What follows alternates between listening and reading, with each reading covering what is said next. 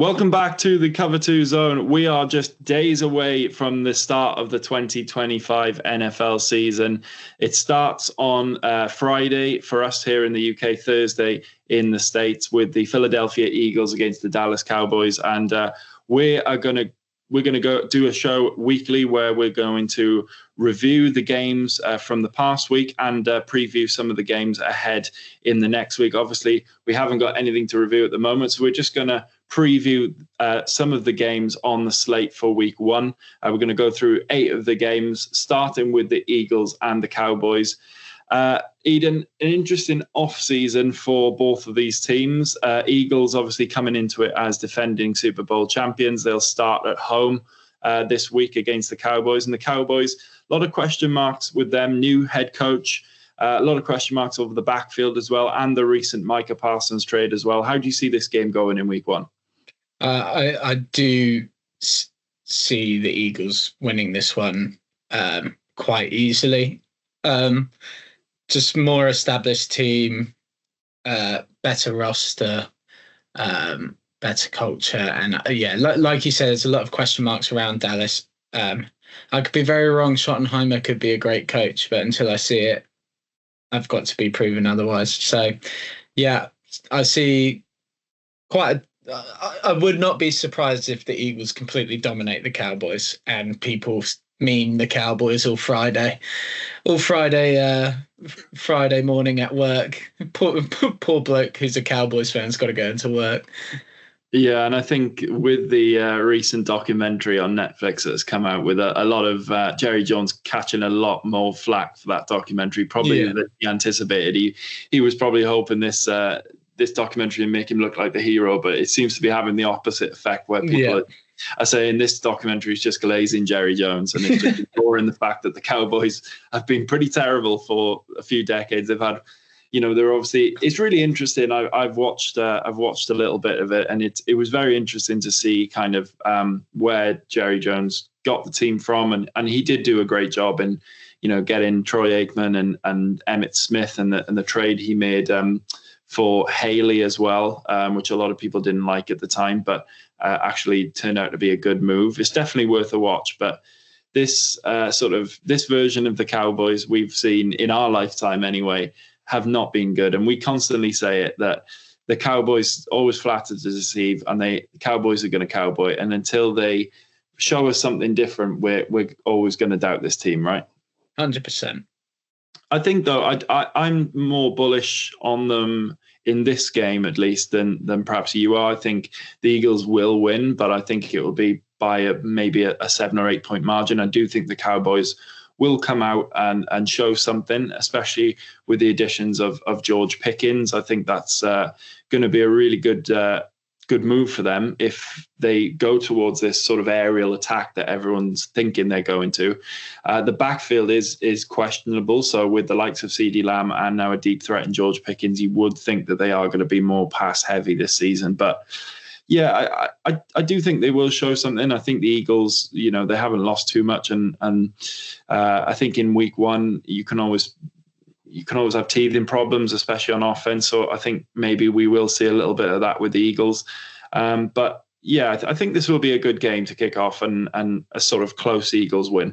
I think you're right. The Cowboys could be a very high-powered passing offense, but the Eagles just all around are a way better team. So my money would be on the Eagles. What do you make of the Micah Parsons trade? Obviously, he goes to the Green Bay Packers, and Clark comes the other way to Dallas for along with some draft picks as well. What do you make of that? Kenny Clark coming to the Cowboys and Micah Parsons going to the Packers? I think Kenny Clark is a very good player, and they obviously got the draft capital. But when you're giving up an elite edge rusher, and it's one of the most valuable positions in the sport itself, I think it's probably goes quarterback, left tackle, D end. You can argue left tackle and D end as well. Tackle in general, I guess, because someone like Tua, right tackle. And I just think, could have they gotten more? I'm not sure. But really excited to watch Green Bay now. That NFC North is even better and more exciting. We'll come on to that later. But I think Micah Parsons did have a quieter year last year, didn't he? He didn't have the kind of production which maybe has fueled this trade a little bit from the Cowboys' end. But an interesting game to kick off the 2025 season. Moving on then to the Friday night football game, the Kansas City Chiefs going up against the LA Chargers. And this is another really interesting game, I think, that could play a significant role in this division and how it ends up at the end of the season. I've backed the Chargers in this division this season, as you'll remember from our predictions. I thought you said for this game. I think that and this is, if they are going to beat the Chiefs in this division, it's going to be close. And these kind of games is going to be really significant. This could be the game when we look back at the end of the season that could decide the division. And when I looked at earlier, the last time that the Kansas City Chiefs lost in the Super Bowl, the following year they did not win the Super Bowl or get to the Super Bowl. Sorry, so they're not quite this machine. When they lost to the Bucks in 2021, I think it was against. And then it was 49ers, and then they lost to the Bengals in the AFC Championship the following year, when the Rams went on to win it. So that was it. There is a little bit of history there. Could this be the year that the Chiefs don't make the Super Bowl again, and maybe not even? I think they'll be in the playoffs, even if it's through the wild card. But whether they win this AFC West, and I think this game could really be significant. I really like the Chargers this year. Omarion Hampton looks like he's been bumped up to the number one running back spot as well. So really excited to see what he can do. And I think I've got a feeling. I've backed the Chargers.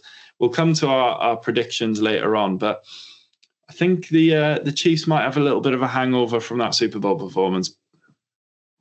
The Chargers always seem to have some sort of bad juju, though, and they have lost Rashawn Slater, which is big. If the Chiefs were at home, I would put my money on the Chiefs 100%. I can definitely see the Chargers winning this game. I'm still leaning more towards Chiefs. I've completely forgot that this game is technically a Chargers home game, but it's in Brazil, of course. It's in the Corinthians Stadium. So that adds a different element to it altogether again. Give me Kansas City. Give me the Chiefs this week.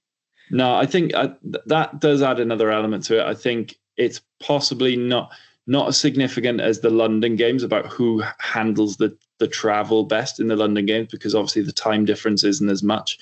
But it will be preparation as well. If it will come down a lot to who is. It helps that it's in week one also, so they've had all of training camp to prepare in their own facilities for this game, and they can just pretty much go to Brazil whenever they want with very little time difference and jet lag. Especially LA.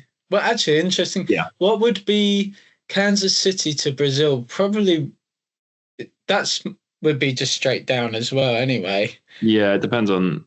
I'm not a pilot, so it depends on wind and all that sort of stuff. But yeah, they charter a plane anyway, don't they? So I don't think it's going to be as significant as a London game in the middle of the season, where you've got to pick everything up and you've got to get it to London with a 5, 6, 7, 8 hour jet lag time potentially. So, but it is significant. It's who adapts to probably a warmer climate at this time of year in Brazil, and possibly the state of the field as well. We don't know what that's going to be like. You will hate to hear this, but let's be honest. Week 1 in an international country is the Kansas City Chiefs. Travis Kelce and Taylor Swift have just gotten engaged. Special game, Friday night game. Everyone's enjoying their weekend. In America, everyone's at the bar. Are the refs going to be a bit lenient with the Chiefs in this game? Could they get some funny calls? I don't know what you're talking about. I don't know. have the refs been biased towards the Chiefs ever before? No. I don't think that's ever happened. The Chiefs will tell you that's never happened anyway. I think if my prediction is the Chiefs get a lot of calls going their way and they win this game. Okay, we'll come to predictions later, but let's move on to our third game that we're going to preview, which is the return of Aaron Rodgers to Meadowlands Stadium to play the Jets. The NFL couldn't have put this schedule in. Is not random, is it? They create these storylines. They've put Aaron Rodgers back in New York, week 1. How do you think his reception is going to be there? Is it going to be one of, well, this guy got injured on the 4th play, was it, of his Jets career, something like that? It's the New York Jets. He's going to get booed. Like, he's going to get... And does he deserve that? I mean, his attitude towards last season... He caused a lot of issues for that ball club, to be honest. Like, he got Salah fired. Well, that's a big claim to make, but yeah. Just in terms, okay, yeah, I think he's going to get a very salty reception going back there. Is that justified or not? For me, it is. I don't like Aaron Rodgers, so it's always going to be justified. But it's a really interesting one, isn't it? And I think two teams who we're kind of unsure about a little bit. I mean, the Steelers, you would think with their track record and Mike Tomlin's track record that they're always going to be pretty solid, but I think it's two really great defenses. Yes. On that Sunday, and I think the Steelers' offense is probably that much better and more established because it's still it's Aaron Glenn's, who I think will be a great defensive. He was a great DC. I think he's going to be a great head coach. It's his first game. Justin Fields, new quarterback. It's just, there's a lot of ifs around the Jets where you kind of feel more solid with the Steelers. It'll be interesting. Definitely a defensive game. If you love defense, I'd tune into that one. Yeah, I am looking forward to that one as a fan of defense. I think you're absolutely right. Two really good defense. I expect the Jets defense to be good this season with, as you said, Aaron Glenn coming on board. They already had some really nice pieces in there already. Sauce Gardner, Quinnen Williams, those sort of guys. But I do think as well with the Jet, are we writing off the Jets offense a little bit early? They've got their stars back. They've got Garrett Wilson. They've got Breece Hall healthy. They've got the offensive line is a lot more healthier than it was. They've got Justin Fields going in there now. Who is this the redemption arc for Justin Fields? Almost. I actually don't think he's been that bad in his career, and he's been a bit unlucky to be. I would love to see him do really well, but I think for him to do really well, they need to treat him like Lamar Jackson. They need to play into his strengths. They need to run the read option. It needs to be run game and defense. They need to be the Ravens. I think if they can be the Ravens light, then they might not win the division, but they won't be coming at us. I think I wasn't too high on them in our rankings. If they can do that, I think they'll have a good season. It's a fascinating matchup with the two quarterbacks effectively swapping. I almost forgot that Justin Fields was in Pittsburgh last season as well. So, both teams they do this on purpose, though. Yeah, of course they do. They're script writers. They live in Hollywood. They're up there in the Ivy Tower on the Hollywood sign, making this up. And obviously the two teams are going to know a good bit about each quarterback. It's new. Yes, it's new kind of coaches, but a really fascinating watch. The only thing I don't like about the Steelers is Arthur Smith still there as the OC? Arthur Smith is there as the OC, and he's brought his love, the love of his life, Johnny Smith, with him. He's a big Johnny Smith guy, so that's a sneaky fantasy pick right there if you're looking for a tight end. Two horrendous personalities there with him and Rodgers. Surely that could be a car crash. It really could be a car crash. It could be, or they could be a match made in heaven because they're both equally as weird and absolute arseholes. I'll never forgive Arthur Smith for ruining Bijan's rookie year for me, prick. A really fascinating one there, and Moving on to number 4, we've got the Falcons against the Bucks, and it's, I think, similar to the Chargers against the Chiefs. This could be one that really decides the division at the end of the year. I expect these two to be challenging each other for the NFC South title, and I think week 1 again, the script writers are back out again. This is a big game down in Atlanta. This is their division. I mean, I do think the Panthers will be a lot better than some people are assuming. The Saints, the Aints, like it's just it's not happening. But yeah, I think the division probably likely comes down to Falcons and Bucks. So it'll be an interesting first game of the season for sure. We get to see Michael Penix, see what he's like. Obviously, lots of offensive weapons on the Falcons, and equally the same for the Buccaneers. Excited to see what Emeka Egbuka looks like. That could be Chris a lot of fun. Godwin injured as well, so we expect him to play a bigger role in immediately for the Bucks this season. And really a new revamped Atlanta Falcons D line as well. Yes, I'm very interested to see 2 first-round picks. Yeah. On that D line now. They kind of rolled the dice with those picks, and a lot of people question them, and we'll have to see whether in week 1 those guys can start to pull through and look exactly why Atlanta got them. I mean, it's a real test, isn't it? I don't know who the other tackle is, but Tristan Wirfs and that O-line in general. I mean, see what these rookies are made of.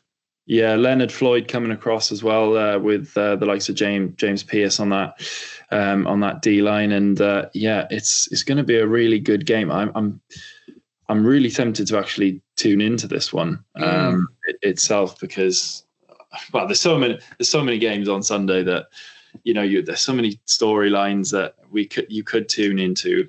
Do you think that obviously we've seen how good Baker Mayfield's been for the Bucks so far since getting there, really? Do you think this is now Michael Penix's time in Atlanta? With obviously, if Kirk Cousins didn't really work, do you think this is his time to put a marker down and challenge the Bucks in this division? Because they've really had it mostly their own way for the last few years, the Tampa Bay Buccaneers, and now, is this the time that Atlanta really needs to mount a charge against them? This might be really harsh, but if he's not good, then that's quite a shame, because he is 25. Like, he's not come in as someone who's going to develop and learn. He's meant to be high floor guy. He's got a lot of weapons around him, like some of the best weapons in the league. I mean, one of the best running backs in the league, Drake London, absolutely fantastic. Your guy Kyle Pitts has apparently been going off in training camp, so we'll have to see that. There's big pressure on him as well, because he needs to step up in this team, because there's been a few years now. Okay, you can maybe blame it on Arthur Smith's system. In years past, you can blame it on Kirk Cousins not working out or whatever. This is time that Kyle Pitts really needs to stand up now as a tight end, or they need to move him to wide out for me. Yeah. If he can't play tight end, they need to go, okay, you're going to play wide out, because the guy can catch passes. We've seen it. Whether he can block in the run game and whether he can be an effective enough blocker has always kind of been the issue with Kyle Pitts. And if he's taken off that responsibility and just able to go down the field and catch balls, it might free him up a little bit. So I think this season he needs to step up a lot more. And as you mentioned, those weapons on the Atlanta team really need to come to fruition. Now, they've put a lot of investment into this team, and they really need to make the playoffs at the very minimum, I think, now. I want to see a Bo Nix level year from Michael Penix, where Bo Nix did it with worse weapons, to be honest. I don't think Bo Nix lights a game on fire or anything like that. I think but he is solid. It's a similar age. He's 25 as well, so he wasn't a young rookie either. He's coming in with college experience, just like Michael Penix. I'd like to see something similar from Michael Penix. Otherwise, it's a really strange pick. You sign Kirk Cousins and then you draft a high floor guy instead of a developmental guy. Don't really get it. So we'll have to wait and see. Yeah, we will indeed. And fifth game we're going to preview is your Jacksonville Jaguars up against the Carolina Panthers. Now, I've picked this game to preview, not because of its perhaps competitive nature. There are more competitive games, but it is the first time we get to see Travis Hunter. And I am sure you are so excited to see Travis Hunter play in a real NFL game. Yeah, of course. I think for neutral fans, it will be about Travis Hunter. I'm excited about so much more with our team and this game in general. The new offense is what excites me the most, and we saw snippets against it. If anyone is actually genuinely interested, watch our drives against the New Orleans Saints. Obviously, not great competition, but you can really see what we're doing, and super excited.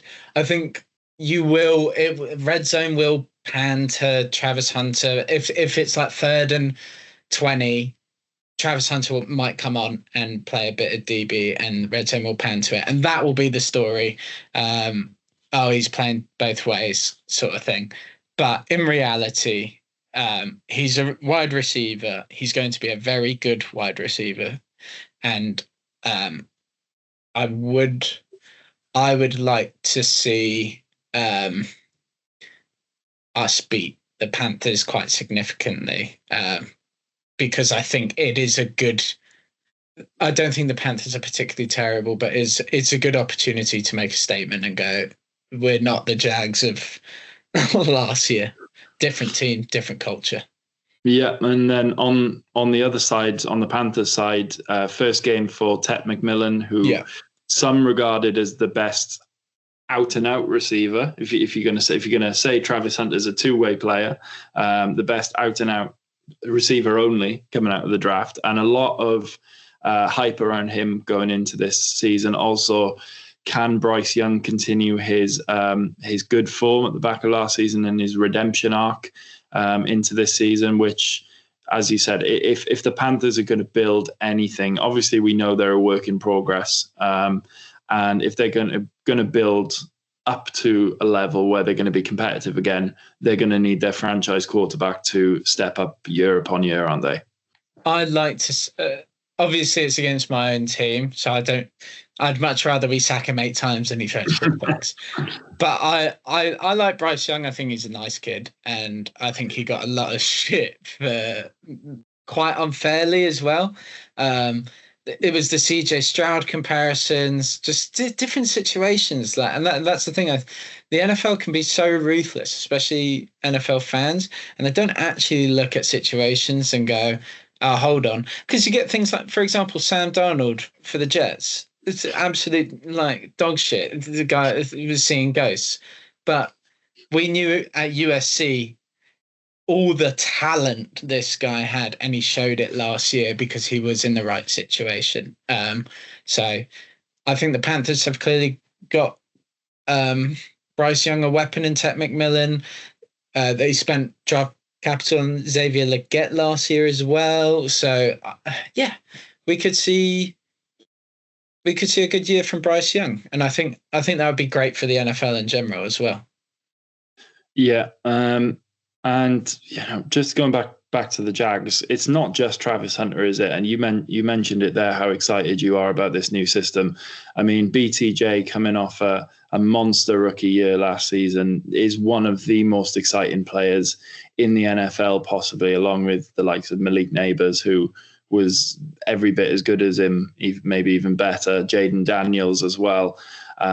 So there is so much reason to be excited in Jacksonville, isn't there? And Liam Cohen coming across as the new head coach. There's a lot of unknowns, but there's a lot of optimism as well. Yeah, 100%. I've said it a lot of times. I think our offense will be really great. It just depends what our defense looks like. Genuinely, I suggest go watch some of these drives in preseason. Just the scheme itself is really exciting to watch, and I've really enjoyed it, and it seems to be modern. And I think it's going to suit Trevor so much. So, yeah, honestly, I'm so excited. Moving on to our sixth game that we're going to preview, and it's the first of the NFC North, which we've talked about before, how excited we are for this division. The Packers against the Lions. This is all of these divisional games this year are surely going to be absolute crackers. And so hard, especially in week one. They're two divisional games in week one, so hard to call. But Micah Parsons is there now in Green Bay as well, so that's an added plus to the Packers going into this season. And you obviously have had your opinions on the Lions going forward. New era for them, really, with two new coordinators. I know Dan Campbell. I want to say Dan Smith then. I know Dan Campbell has kind of been tired of asking questions about the coordinators, and I listened to one of his interviews the other day, and you can just tell, and it must be the same with all NFL coaches, right? The off season is so long. There is so much time for speculation and so much time for media and people like us to do so much talking about a team and where they're at. I'm sure that Dan Campbell and every other NFL coach now is just so ready to get on that field and let the football do the talking, because it's such a long off season. And I think especially for the Lions this year, and especially heading into this game, they'll be keen to silence any doubters, including you. I agree. I fully agree. I'm not suggesting that our videos and our clips will be bulletin board material for Dan Campbell, but I'm sure he's got he's got that Lions versus the world going on in the locker room. I'm absolutely sure of that. And it's just based off analysis. I'd be more than happy to see the Lions do well again, but I just think there's better NFC North teams. We'll wait to see. Either way, it's a hell of a game on Sunday. And is it at Ford Field? No, Green Bay. At Green Bay. So at Lambeau. I mean, that's a great game. Yeah, it absolutely is. And going into, obviously, you've been bullish on the Packers this season. I'm slightly less bullish, but I do acknowledge that we've talked about this division and how every team could end up in every spot. But do you expect the Packers to go into this game as favorites, or do you think the Lions still have that kind of hold or advantage over them at the moment? Because it's at Lambeau, I think more NFL analysts, it will be more of a coin flip, whereas because there is recency bias, I think had it been at Ford Field, I think due to recency bias, a lot of people would have picked the Lions. I think Packers might be slight favourites for this game, but I don't think there would be much in it in terms of betting odds. Two players I'm really looking forward to seeing in this game. One is Matthew Golden, the first round pick for the Packers, who addressed the need for weapons for Jordan Love in the draft. And I think he is going to be a good pick for them, and a much needed pick as well at this position. And the other one is a candidate potentially for comeback player of the year. We get to see Aiden Hutchinson back, which, even for Bears, Packers, and Lions and Vikings fans, I'm sure everyone who's just a general football fan will want to see Aiden Hutchinson back in the league. Obviously, horrendous injury last season that kept him out for most of it. And it would be great to see him back for the Lions on Sunday, won't it? Yeah, absolutely. Trayvon Walker is still better, though. Moving on to our seventh game. So it is the Buffalo Bills and the Baltimore Ravens. Josh Allen against Lamar Jackson. Is this a preview of the AFC Championship game at the end of the year? It's definitely a rematch. Whether it happens again, I think Yeah, it would be unsurprising if it wasn't. Yeah, genuinely interested how Mark Andrew gets on. Will they target Mark? Honestly, first, if the Ravens get the ball first, I'd put first touchdown of the game to be Mark Andrews. Just to say this is our guy. Yeah, it's a fascinating game. I mean, these type of matchups, these quarterback matchups, when you go Allen Mahomes, Burrow Allen, Burrow Lamar, all of these kind of matchups are mouthwatering, aren't they? But there's so much more to these teams than that. I say it almost every year. I think the Ravens are on paper the most talented team in the NFL. Personally, I mean, the Eagles are very, very talented as well.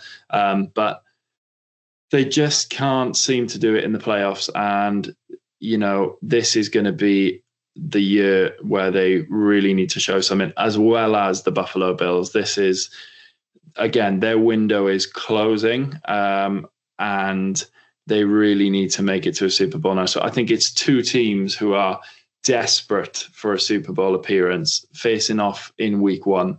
And I think this game could tell us a lot about how they're going to approach these type of games later on in the season. They're both probably going to be in the playoffs, right? But it's going to tell us a lot about how they approach these games against the likes of each other, against the likes of the Chiefs and potentially the Bengals, if their offense is like what it is. The Lions potentially, or the Commanders if they go up again next year. These better teams who are going to be Super Bowl contenders, the Eagles. It's going to tell us a lot about how they approach these games. Are they going to go more defensive heavy? Is it going to be a defensive battle? Is it going to be a shootout? Is it going to be a quarterback matchup, or are we going to see defensive lines stop the quarterback play and sack the quarterback? I think we can take a lot from this game, which is going to be fascinating later on down the line. That game is by far the hardest one to predict, I think. That is probably the closest matchup to that we've had so far. I couldn't really tell you what the question marks are for those teams. Yeah, it's just a reload of last season with it's playoffs, right? Can they produce in the playoffs? Yeah, we know how good these teams are in the regular season. Those two teams are better than the Chiefs, 100%. Yes, they should win their division, especially the Bills. I mean, that division this year, isn't looking great, as we've discussed, but it's exactly that. We go around in circles with these two teams and whether they're going to produce. And as I said, I think this game will tell us a lot about how they are going to handle these big games going into the rest of the season. But anyway, moving on to our final game, another NFC North showdown. The revamped Chicago Bears, now under Ben Johnson, against the Minnesota Vikings. JJ McCarthy is going to be the quarterback finally for the Minnesota Vikings, and another absolute cracker. Yeah, I mean, it's just that division is so exciting. Really excited to see what Ben Johnson's Chicago Bears looks like. I mean, Caleb Williams going into year 2, what's that going to look like? They've got a new rookie, Luther Burden. Can Rome Odunze take a step up? All these question marks on the Bears. Their new tight end, Colston Loveland, what's he going to look like? And then on the other side of it, you got JJ McCarthy. Had an injury last year, but had a year to learn. Can he come in and play well for? There's not Zimmer. What's the Vikings head coach? Kevin O'Connell. Zimmer was there. Kevin O'Connell, and that is a fantastic game.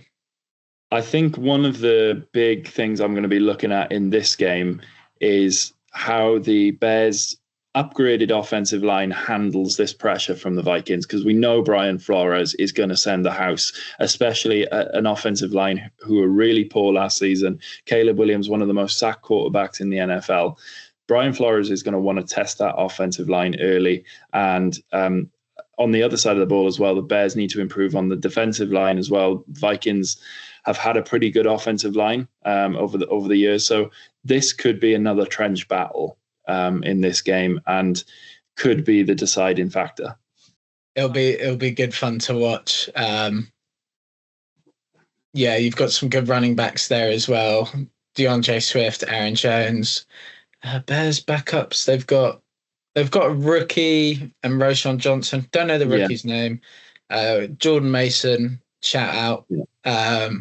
We'll see what happens. Yeah, Vikings missing Jordan Anderson for this game as well. Obviously suspended at the minute, so that does add a little bit more of an element to it as well. It's in Chicago, so the Bears are going to be backed by a lot of optimism, I think, going into this season for the Chicago Bears. And that's going to be an absolutely fascinating game. Just to run you through some of the other games that are happening this weekend. So the Indianapolis Colts hosting Miami Dolphins.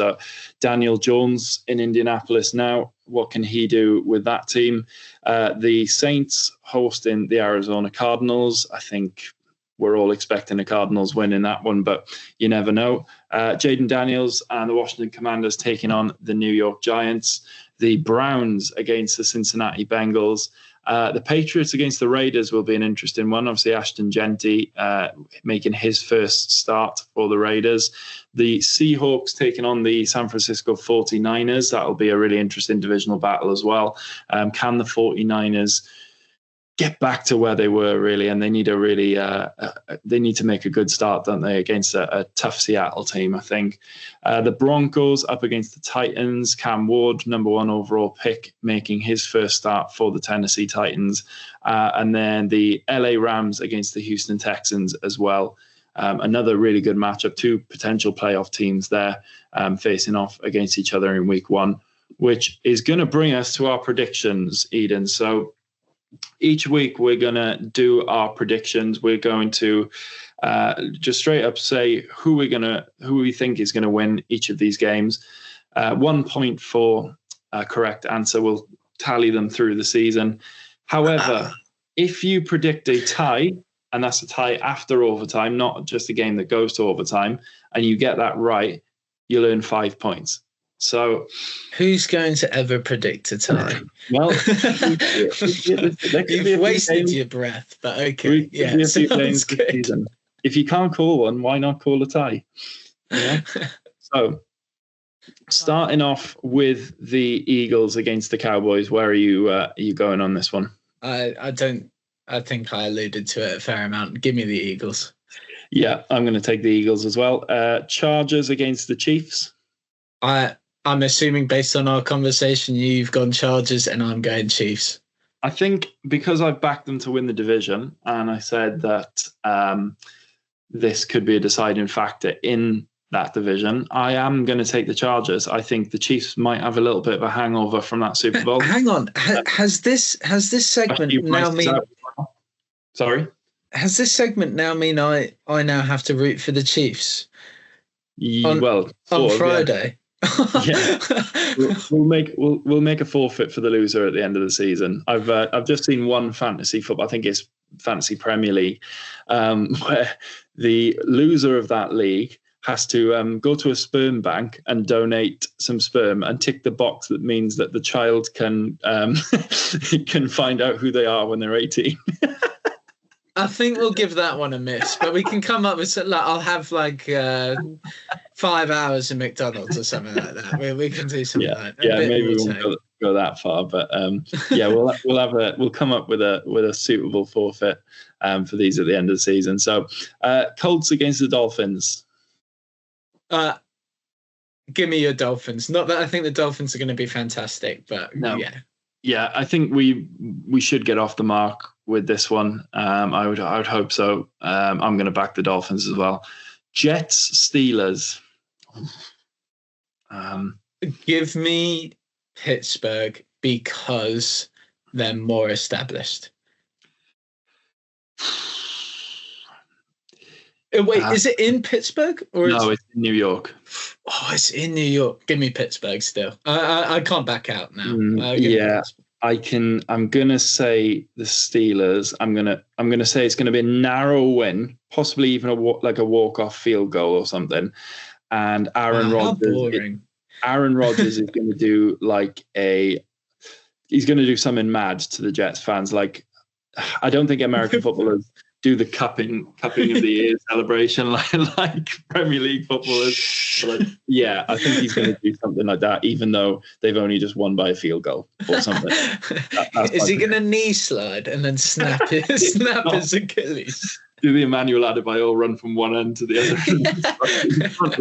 Knee slide. Yeah, I'll take the Steelers on that one as well. Jags, Panthers. You're all Jags. Jags. I'm going to take the Jags. Nothing more needs to be said. I think I could say all day why, but I think this one's fairly easy as well. Would you like the Cardinals against the Saints? Yes. Yeah, we're both going that. That's fairly easy. Commanders, Giants. Commanders, easy. That's not even a question. No, but I think Jackson Dart could look good. Yeah. They might not even start him though. If they start Russell Wilson, they're going to get destroyed. Yeah. He might come into the game possibly. Jackson Dart, if they might test him out. But yeah, I think the Commanders at home as well. I think comfortable win in week 1. Easy. This one's interesting. Falcons, Bucks. In Atlanta. I'm going to take the Falcons in this one.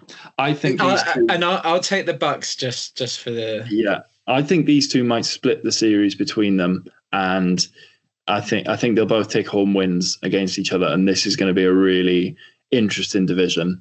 Probably an underrated division, probably one we haven't talked about enough. Well, just between these two anyway. I'm going to take the Falcons in week 1. I quite like their additions and at home close win, but I'll take them this week. Browns, Bengals. Yeah, Bengals. Pats, Raiders. This is an interesting one too. In New England. Oh. Mm-hmm. Yeah. If it was in Las Vegas, I was leaning Raiders. Yeah. Geno Smith versus Drake May. I'm going to take the Raiders. But close game, I think.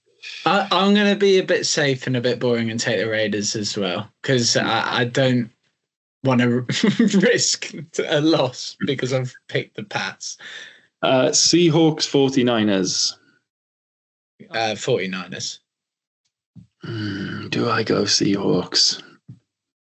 I think the Seahawks might be slyly quite good this year. And I don't know whether the 49ers, but I do like some of the Juwan Jennings situation sorted out now. Oh, I'll go 49ers, but I think it won't be pretty. I think Seattle might have something to say later on. They could even beat them in San Francisco. Broncos, Titans. Broncos. Broncos. Yeah. First game as a rookie against arguably the best defense in the NFL. Yeah. I know we like the Vikings defense as well, of course, but yeah. But as we discussed before, the Titans defense was underrated last season. So, and the Broncos offense doesn't fill me with a huge amount of confidence. So this could be a more interesting game than perhaps we think. But Evan Ingram to go off. Just what? I'll go the Broncos as well. Packers, Lions. Here we go. NFC North. In Lambeau, give me the Packers. I'm going to take the Lions. Okay. I think the Packers will need some warming up time. Close game though, really close game, really good game. I think. Rams, Texans. Give me the Rams. Yeah, I'm going to take the Rams in this one again. I don't think it'll be a blowout. I think it'll be a fairly comfortable win for the Rams. I think they'll be a really good team this season, especially at home. So yeah, Bills, Ravens on Monday night. Sorry, on late Sunday night prime time. In Buffalo? In Buffalo. I'll take the Bills. Yeah, as much as I hate to say it, I think they I think they beat them in Buffalo as well. Again, really close game, but I think the Ravens. I don't know. Actually, could the Bills offense go on, take the Ravens. Keon Coleman stepping up, Josh Palmer stepping up. Yeah. Go for it. But the Bills will just like nickel and dime them down the field, and they won't need any big splash plays. They'll just do what they do and eke out a win. I'd go with the Ravens. I'll stick with the Bills just to be safe. Then finally, Monday Night Football, Bears against the Vikings at Soldier Field. In Chicago. JJ McCarthy against Caleb Williams. Give me the Vikings to punch the Bears in the mouth in their own backyard, going, who the fuck do you think you are? You're still very new.